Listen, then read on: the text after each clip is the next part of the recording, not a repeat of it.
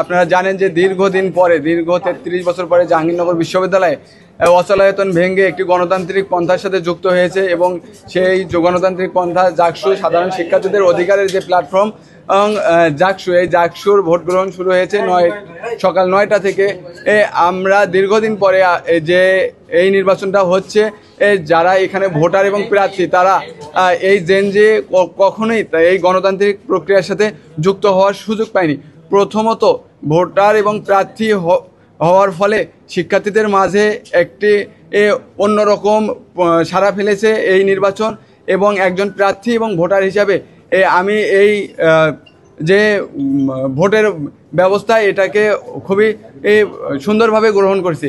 আর বলতে চাই যে দীর্ঘদিন পরে যে এই আমাদের ভোট, সেই ভোটের পরিবেশ যদি বলি, আমরা গতকাল থেকে এখন পর্যন্ত প্রশাসনের বিভিন্ন জায়গাতে বিভিন্ন অসঙ্গতি এবং গাফিলতি, একই সাথে তাদের মনে হয় স্বজনপ্রীতি লক্ষ্য করেছি।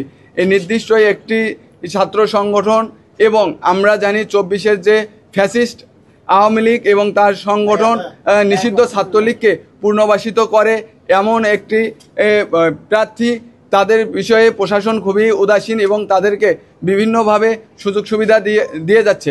আমরা গতকাল দেখেছি যে নির্বাচন কমিশনে শিবির সভাপতি একদম প্রকাশ্যেই সেখানে অবস্থান করেছেন এবং নির্বাচন কমিশন থেকে শুরু করে প্রশাসনকে প্রভাবিত করার চেষ্টা করেছেন। আমরা জানি আমাদের ভোট গণনার যে মেশিনগুলো নিয়ে আসা হয়েছে, সেগুলো এক প্রকার একটি ছাত্র সংগঠনের মদতপুষ্ট লোক বা তাদের কোম্পানির কাছ থেকে নিয়ে আসা, যার জন্য আমরা গতকাল থেকে প্রশাসনকে লিখিত আকারে এবং মৌখিকভাবে কয়েক দফায় জানিয়েছি যে আসলে আমরা চাই যে আমাদের ভোটটা ম্যানুয়ালি গণনা করা হোক। এবং একই সাথে আমরা দেখেছি যে সকালবেলায় কাজী নজরুল ইসলাম হলে শিবির সভাপতি ঢুকেছেন এবং শিক্ষার্থীদেরকে ম্যানিপুলেট করার চেষ্টা করেছেন, যেখানে দেখবেন যে শিক্ষার্থীরাই আসলে তাকে গ্রহণ করেনি, তাকে হল থেকে বের করে দিয়েছে।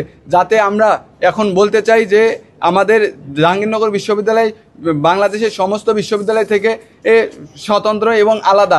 এই বিশ্ববিদ্যালয়ের শিক্ষার্থীরা নিজেদের যে স্বাধীনতা, স্বাধীনচেতা মানুষ, তারা তাদের ব্যালটের মাধ্যমে অবশ্যই এমন কাউকে নির্বাচিত করবে যারা দেশের পক্ষে ছিল দেশের শুরু থেকে এবং এখন পর্যন্ত। তারা 71 অথবা 24 কোনো সময়েরই যারা দেশের শত্রু, জাতির শত্রু ছিল এমন কাউকেই নির্বাচিত করবে না। ভোটের মাধ্যমে আমরা সেটাই লক্ষ্য করব বা সেই ফলাফলই আসবে। আর যার জন্য বাংলাদেশ জাতীয়তাবাদী ছাত্রদল সমর্থিত যে প্যানেল, এই প্যানেল এবং জাতীয়তাবাদী ছাত্রদল সবসময় দেশের শুরু থেকে দেশের ক্লান্তি লগ্নে সবসময় গণতান্ত্রিক যাত্রাকে অব্যাহত রাখার জন্য লড়াই সংগ্রাম করে গেছে এবং আজকেও যাচ্ছে।